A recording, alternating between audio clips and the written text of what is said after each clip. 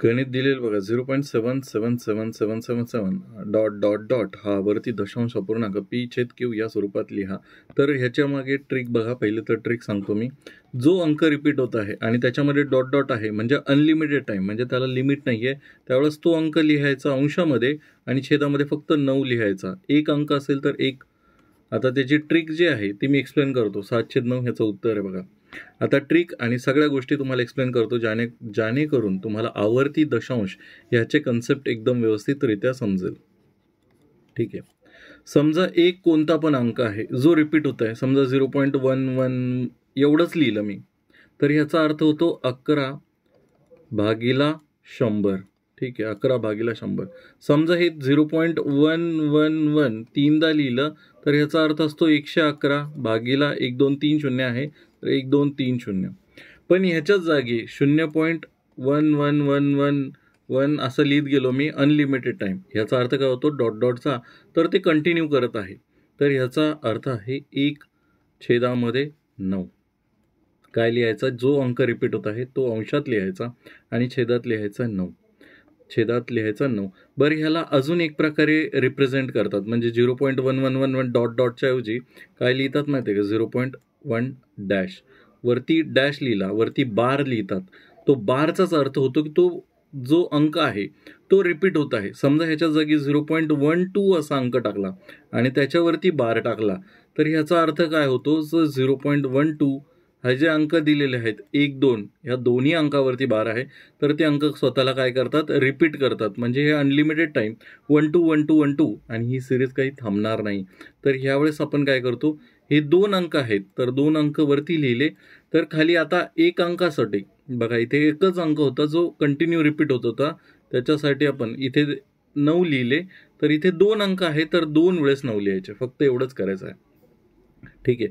हा कन्सेप्ट थोडासा तरी तुमच्या डोक्यात जाईल हळूहळू बघा.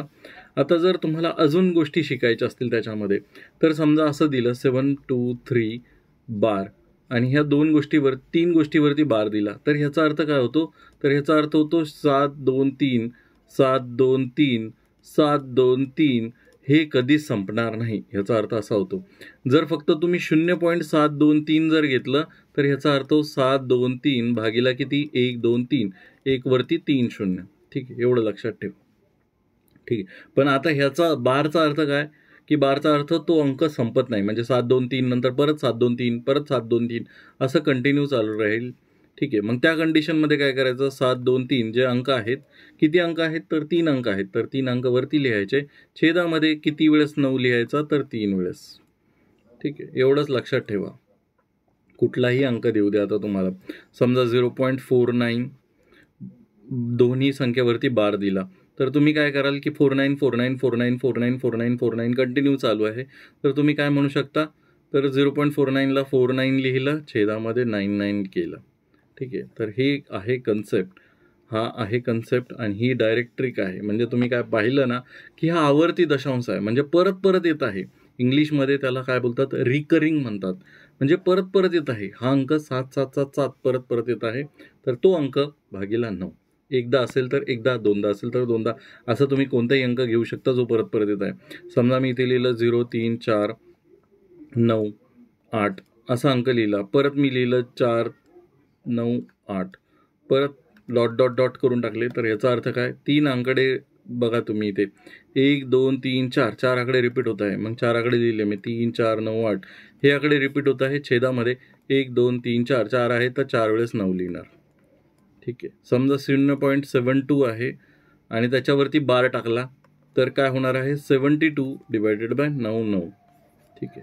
हा कन्सेप्ट आहे. जर तुमचे कोणतेही गणिताचे प्रश्न असतील, हा कन्सेप्ट कळाला असेल तर लाईक करायला आणि हाईप करायला विसरू नका. तुम्ही तुमचे प्रश्न मला ह्या टेलिग्राम ग्रुपवरती पाठवू शकता. आपण नाममात्र फीस 59 रुपयामध्ये इथं मंथली मेंबरशिप चालू केलेली आहे. या मंथली मेंबरशिपमध्ये अनलिमिटेड टाईम तुम्ही कोणता व्हिडिओ किती वेळेस बघू शकता, पण एकाच महिन्यासाठी ही मेंबरशिप आहे.